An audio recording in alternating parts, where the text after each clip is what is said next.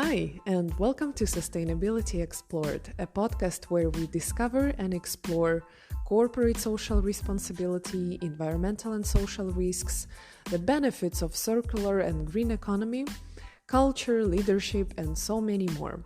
And me, your podcast host, Anna. Today's Thursday, and as always, a new episode is released on this channel. Once I read a story, a saying, if you want to be successful and occupy a professional niche to be unique, take two seemingly unconnectable things and connect them, and you will become unbeatable. My today's podcast guest did exactly this. He connected his passion for filmmaking and his calling for climate change fighting. How, you'd ask? About 5 years ago, he created a platform, or a framework if you wish, engaging creative innovators in the complex process of cooperative filmmaking for the Sustainable Development Goals promotion. The platform is called Use for Planet, with 4 in the middle as a digit, and it's providing a unique action, learning, and storytelling concept for the digital world. My guest today is Joerg Altekruse. So my guest today is Joerg Altekruse. Joerg, I let you introduce yourself before we kick off. Can you tell me more about yourself and how you became a filmmaker? Well, this is a rather long story. You want a short version? I want an inspiring. Yeah, I decided to become a filmmaker when I studied literature, language studies, psychology, in mass communication and architecture. From then on, I said, well, this is something I want to do. I want to create something rather than just analyze it. And I don't want to do any kind of teaching. So teaching on a mass level, which means you have millions of people watching your films when they run on television, is something that I find most attractive. So I did, and I started a long time ago in the 80s, middle of the 80s.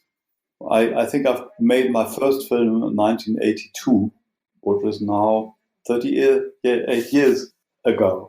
And from then on, I've made films about all sorts of topics, many actually in the Soviet Union. Wow. And quite a few in Ukraine as well, because 1991 I've made a film for German television about Chernobyl.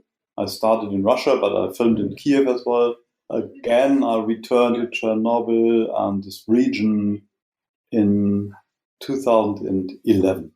So that's my journey as a filmmaker, and because I was always on environmental topics, I came across the idea that somehow people need to learn in a different way, not just watch films, but they learn better by creating films. And so I've decided to create a platform and a concept that allows many people as possible to actually create their own films. And by doing so, learn much more about the topic, about themselves, about working together as a team.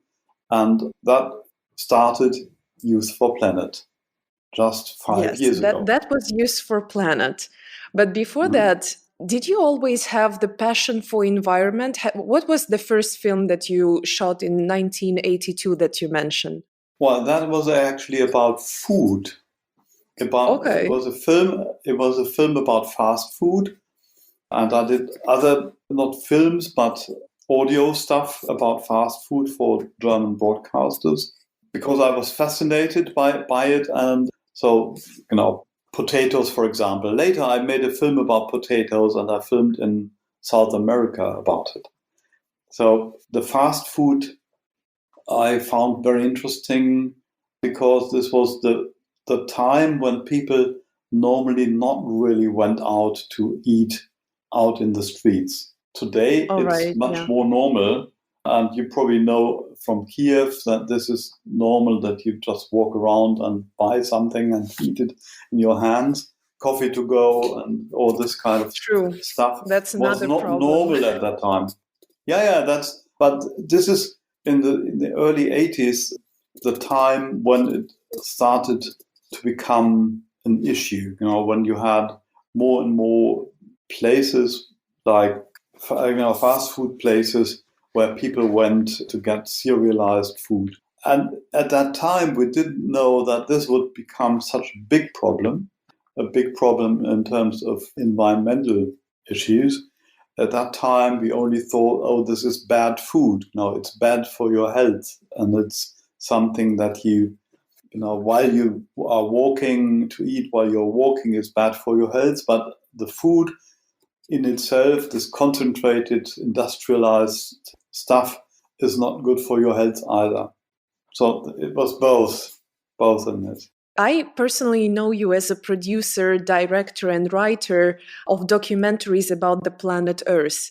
In 2014, you made Earth Survival: Decoding Climate Science. Then I looked up the 1 year earlier, before that, 2013 TV series documentary, The Tipping Points, comprised of 6 episodes, right? Have you been there to all those places that you shot 6 episodes in, the Amazon, Oceania, water crisis, and so on? Not all myself. Actually, this was a series I have produced together with my colleague from Australia, Liz Courtney. Liz. Yeah, Liz. So Liz traveled to India and Africa and South America. Yes, I have been to these places. I haven't been to Africa, actually.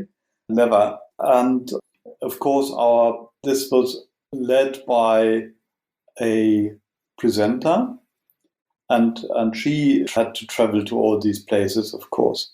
So that made the continuity in terms of storytelling. So there were only 6 episodes. Are there any plans to continue filming more of the tipping points? Well, we had the feeling that at the time, this was the most important series, and it was broadcast in over 60 countries now. That this was the most important series of that time about climate topics. And everything that was said in these films is still true. So there's actually nothing more to add. Of course, you could always do an update and say, okay, now we know that the prognosed temperature rise in the Arctic is really taking place and it's quicker and faster than expected. Okay, that's something maybe worth telling about. But we never really meant to do that because it's so depressing. And because people didn't pick up the message from the first series. Of course, lots of people watched it, millions around the planet, but it didn't create a kind of action. Now, there was no uprising. It was the same reaction as to any kind of these messages. People just kept on with their normal business. And it's only now, only since 2019, second half, that, and together with this Fridays for Future movement, that this is starting to change, and you actually see that people see the world differently. Exactly. You made the movie 7 years ago, and now you're saying back then it was depressing to watch. I can only wonder how depressing it became now in reality. Well, actually, I knew about this climate issue for 30 years. Like all people who are engaged in this topic, they know that. And the scientists told us, yes, we started in 1988 and made a publication. This was the first time scientists really spoke up, and this eventually formed the climate conference series. But they said in 1988, actually, it's serious. We speak up, and now they expected governments to react, and nothing did happen. It didn't create any kind of change or movement, and that was very disappointing because the scientists said, oh, we know the truth, actually. Listen to it and then do something. It's serious. And the same happened actually when I, as a filmmaker, made this series. I could tell people, okay, watch it. And well, people watched it and said, okay, so what now, what to do next? And we already tried to implement some action points, but it was very difficult at that time, because when people don't understand your action points, they don't feel it. They don't feel the urgency, and they don't see what they actually can do themselves. And when there is in society, no receptive point, no structure where you can make a reference to. When there is no reference point for people to say, okay, this is something that our government is doing, or the companies are doing, or my company I work for is doing, then the individual is completely helpless and doesn't know what to do. And then people say, okay, then I rather do nothing. Yeah. As a spectator, when you're watching a piece of art, when you're watching a movie, can you really expect the filmmaker, the creator, to really tell you what to do? Or did they just not get the message properly? No. This is what I meant with reference point. When you give somebody an information and you say, okay, now it's very important to keep the Amazon rainforest intact, and people live in Europe, very far away, then there's no direct connection. They have to go to their government to say, you have to influence the government of Brazil or Ecuador or Bolivia to do something differently. And so this is a very indirect option. So this is something that people don't do.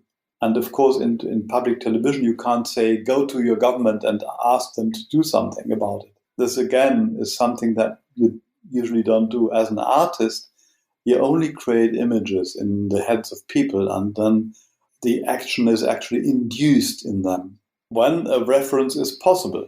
Just to give you an example what I mean, when people in the, let's say, 2010, 2011 and later, especially after the Fukushima incident happened, then said, okay, let's make this energy production something that we do ourselves. I'm ready to pay more to put solar onto my rooftop now. So this actually created a movement in Germany where almost 2 million people invested into energy production. Sometimes very small, sometimes they participated in larger projects, but they had the feeling, yes, I'm not helpless. I can do something. And to their disappointment, the government then said, okay, these are too many energy producers. We can't handle this. We want to cut this down. So that's what's happening at the moment. So people are very frustrated because, for example, no more wind turbines are being built at the moment. And it's very difficult because of government rules to do that in Germany. So when you have an option to act and you then have a film that is describing how you could do it or why you should do it, then people actually will do something. Right. So together with Lise, you created this 6 TV series, Tipping Point, that did not kind of engage people, so to say, but then you made something different. As I explained in the beginning of this episode, you took 2 seemingly unconnectable things, filmmaking and the passion for climate, for environment, and connected them. So together with Lise, you created useforplanet.org, correct? Mm-hmm. Yes. What is this platform about? How did you get the idea?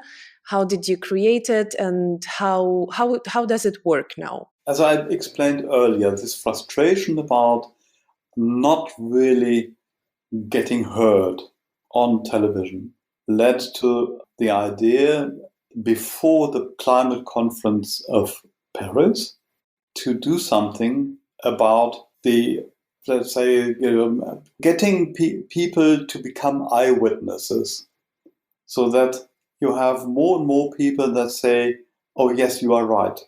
So the idea was to find money, which we did, not enough, but we managed to do it anyway, from companies and from public television, to take young people from around the planet to Greenland and put them on the ice sheet together with scientists, and then find out together with them what's actually happening.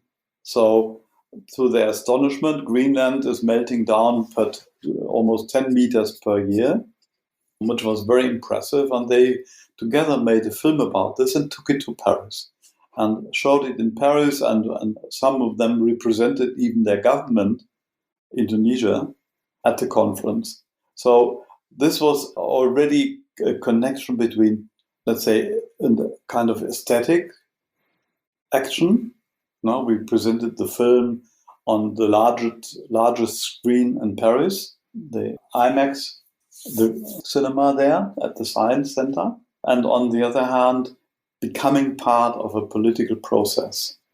And luckily enough, there was some kind of outcome in Paris so that we could say, well, maybe a millimeter of the big jump in Paris was partly due to our action. Of course, this is motivating a lot. What is it about? This was the first idea, as young people become eyewitnesses of change and what you could do in order to stop it or in order to work with it. And this then led to the idea of creating a platform for learning and doing and using filmmaking to accelerate the learning curve. And so Youth for Planet became, over time, by experimenting in schools and in universities, a so-called learning process, which is organized in a certain way. You start with the idea creation, let's say 3 hours in a school.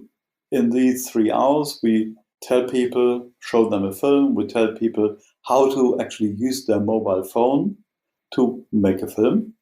Oh, it's possible, they say. This is interesting. Then in the first hour, the first actual editing will take place on their mobile phone, and it will be presented to the others. So people actually learn how to present their stuff at the same time. So within these 3 hours, they start developing a topic for themselves out of the full range of the so-called global goals, or the SDGs, Sustainable Development Goals, which is almost about everything. So every part of life is described in these development goals. And then people pick their topic, let's say water or forest or food, and then create a story around it. And the main and most important point here is that they form teams. So nobody is alone. It's about cooperation and co-creation. And this works really nice because then they start discussing, water, okay, the water topic, what do you really mean with water? What does it mean for us in our environment? For example, in a school in Luxembourg, they found out that the water is in their school is bottled in plastic and sold by Coca-Cola. So they have to pay for it when they want to drink water. And so they decided to make a film about this and say, well, this is really impossible. We want to have a station where we can actually come with our own bottles and get the water and fill it into our bottles and then have water for free. So this happened. And now it's possible to have water in schools in Luxembourg for free. And you even get the bottle from the school. Such a cool example from the idea to implementation, of a storytelling for a sustainable solution that actually worked. Can you recall any more examples like this? And actually, if we can see those films on the platform, are they available? Well, not all are translated into, some are subtitled. This is something that we need more resources for. But we have subtitles in French now because of Luxembourg. I will tell you in a minute about it. But we have subtitles in English because we need this for international presentations. But another example is something that I found very astonishing. I did a course in university in Darmstadt in the center of Germany, and they had 50 students working alongside the topic of sustainability in cities and resource-aware cities. And so according to the 2030 process, 2030 is a certain limit that the EU has given these processes. And then, so I came in and I had a team of these 50 students and then 5 or 6 professors at the same time. And we ran a workshop telling them how to actually make films. And no one of these people had ever made a film before. So this was really interesting. They eventually had 12 teams, and these teams produced films up to 10 minutes of duration. And one film, for example, was about recycling furniture in a city. And they started this film with actors. So they have asked their friends to act, and then they asked the people from the delivery service to actually come with cars and help them to visualize their idea. So they showed how furniture gets thrown away and destroyed. Then they say, well, if you change that process, and you repair it, and somebody like a student can buy it for little money, small money, then you actually save a lot. Then they made an animation, and together with the professor, they calculated how much actually would be saved in terms of forest, for example. So the calculation said per year in the city of Darmstadt, which is a small city of 160,000 people, you could save almost 10 hectares of forests per year. Wow. If you did that. So this was part of the animation, and then this had another animation describing the process, that you collect stuff. Some stuff really has to get thrown away and will be burned, and other stuff that can be recycled or upcycled is collected in a different car and then repaired and sold again. And we showed this film in an event to the mayor of the city and the other films as well. And the mayor said, well, perfect example. I will give this film to my people and they will do it. So eventually the city of Darmstadt has decided to introduce this process of recycling and upcycling of not only furniture, but used stuff that can be repaired again and resold. And now it's actually happening. It's reality in Darmstadt. And there was another project that is already happening that is measuring the humidity in the soil under trees so that you know if trees need water, especially because of climate change, which is affecting trees in Darmstadt because of a several months long drought. So this really created a problem, and now people can actually know, citizens can know on a platform, the trees in my street need water. These examples are extremely inspiring, and it's such a real life in action. I liked actually to see on the website of, let me get to their useforplanet.com storytelling section. Somewhere over there it's mentioned produced stories are a rich and inspiring solution source for cities, communities, companies, or institutions, closing the gap between creator and decider. And this story of the mayor is exactly that. I was curious to know whether any of the student films got the attention of the decision makers. And that's a perfect example of how it was brought to life. Amazing. And actually what we do now, next week I will be in Luxembourg. And Luxembourg is a tiny country, but it's a country and not a city. It only has 500,000 people. Yeah. But the funny thing is they understood the idea right away. And because they have some green ministers in their government, they picked up the idea of Youth for Planet. And now we have people working full-time for Youth for Planet in Luxembourg, which is amazing in itself, because now this only is happening since 2018, November 2018.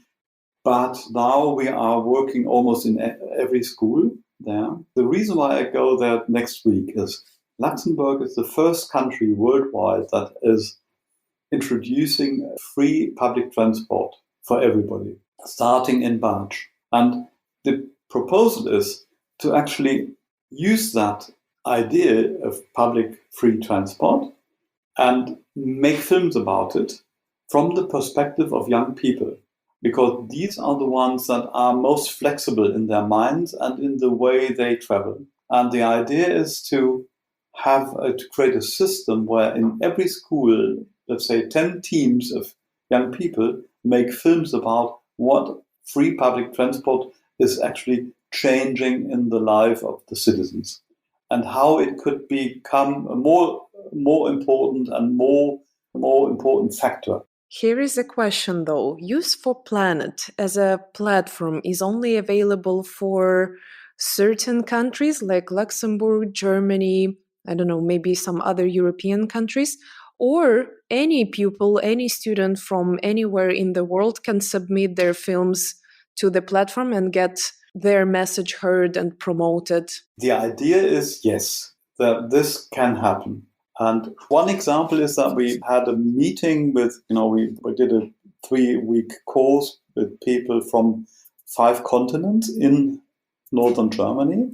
And they met for the first time and made films about justice, which is one part of the SDGs, the global goals. Justice in terms of environmental and climate justice, but the same, justice in terms of treating people well and do whatever they need to live as proper citizens. This was about gender equality, and so they made 6 different films.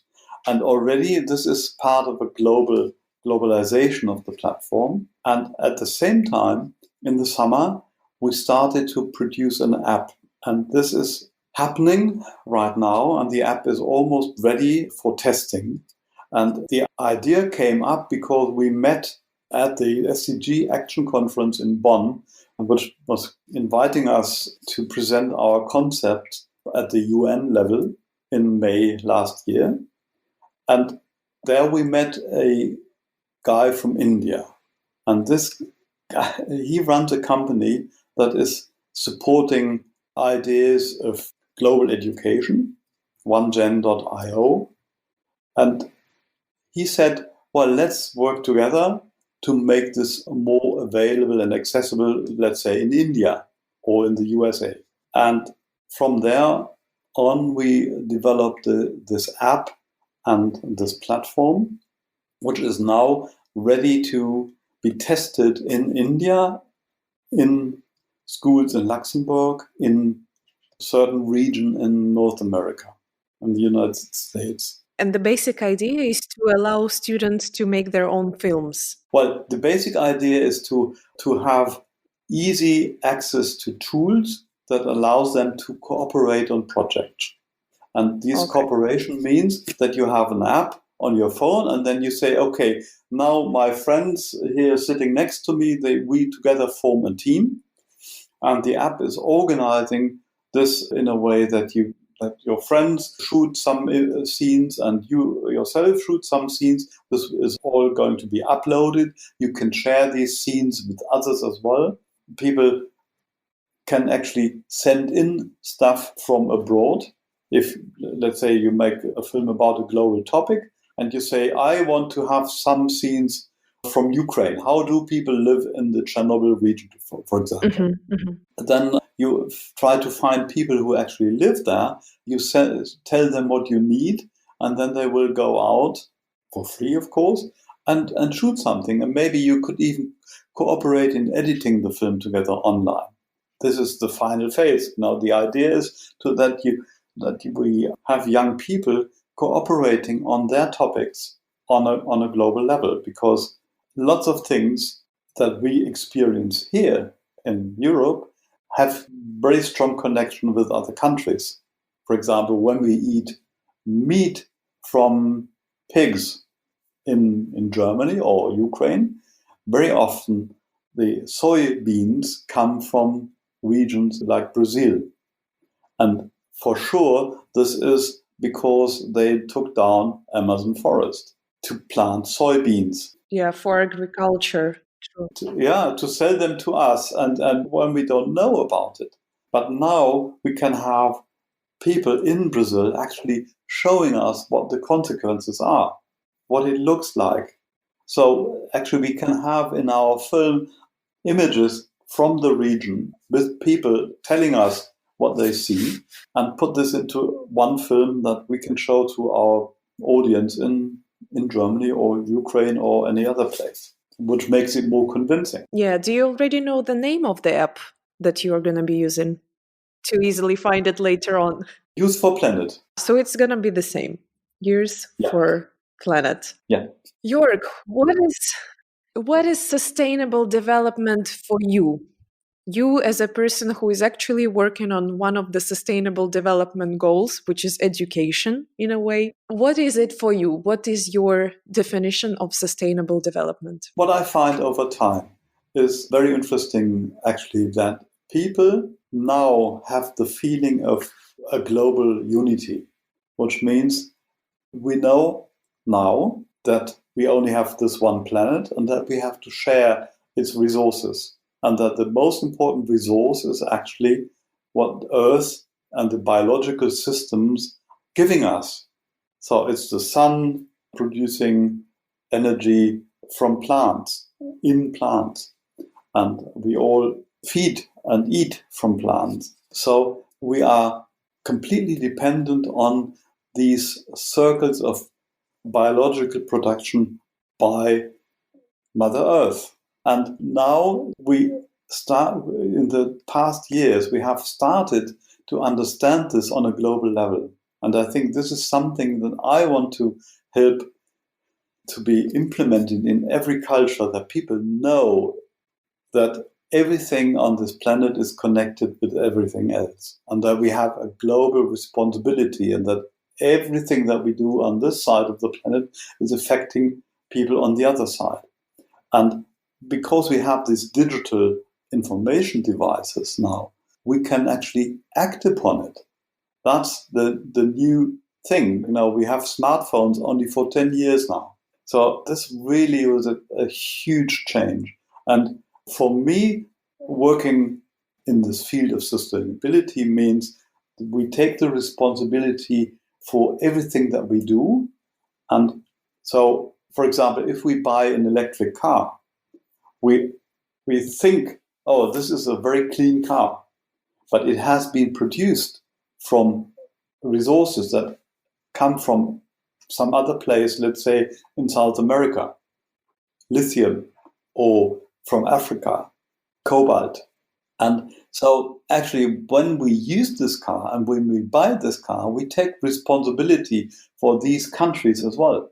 And this is storytelling in the best sense, that when you actually, as a consumer or as somebody who lives here, when you do something, you should know the complete story. Where does it come from and where does it go to? So when you have the car, it's nice to have it for, let's say, 20 years. What will happen then afterwards? The life cycle. Yeah, the complete life cycle, cradle to cradle. This is the principle. And only by using these means of information and production, we will be able to support the life of 8 or 9 billion people on this planet. Only then.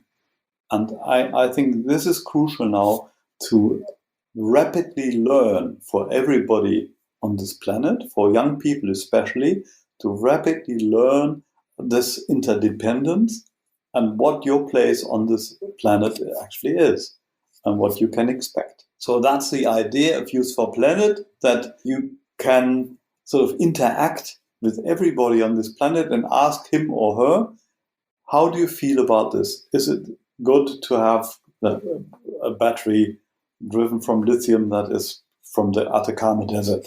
Huh? Yeah. And this will actually be my next film for cinema.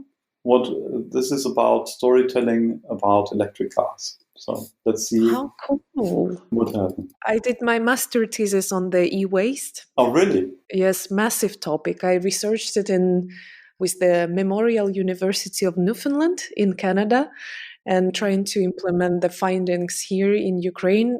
Of course, it's a field yet to discover. Oh, yeah. The life cycle included and so on and so forth. Looking forward to your next movie, and I'm really excited to have you as my guest today. Thank you for sharing. Sharing is caring.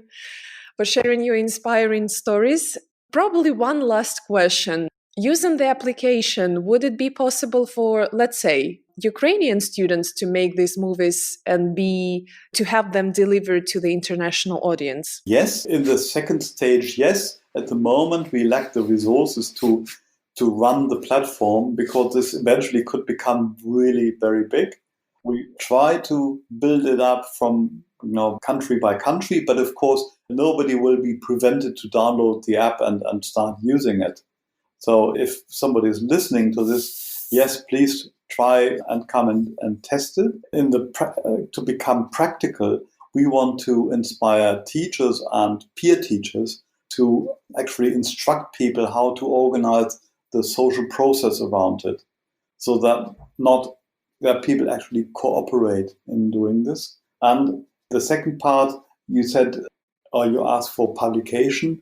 Yes, publication on a platform is nice. I always ask people to actually publish it in their environment, let's say in their village, in their school, in their city, in order to have a practical effect. Like I described in my example about the city of Darmstadt, where we invited the mayor to actually do something about it. And this is an important part so that the filmmakers get the feeling, yes, what I'm doing has an effect. And this is very empowering. That's true. I'm leaving this interview personally very inspired and pumped and ready to work on the next sustainable development goals too.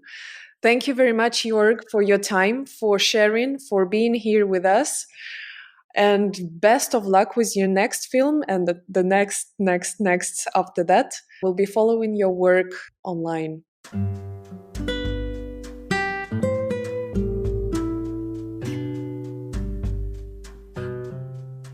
Dear listener, thank you so much for being with me and Joerg today, for listening to this episode. If you like the Sustainability Explored podcast, please leave a review, rate, comment on the platform you're listening on. We are now available on 10 platforms: Apple Podcasts, Google Podcasts, Breaker, Radio Public, Spotify, Stitcher, Podbean, and so on, and so many more. Your reaction, your feedback will help other people discover this podcast and educate them on the issues of sustainability, environment, climate. It's very important. I find it personally very important these days when parts of our planet are on fires, like recent Australia situation and Amazon earlier, last year already, 2019. Other parts of the planet are in floods, currently happening in Brazil, in droughts and so on. I thank you again for listening, and until next time, take care, stay sustainable. Goodbye.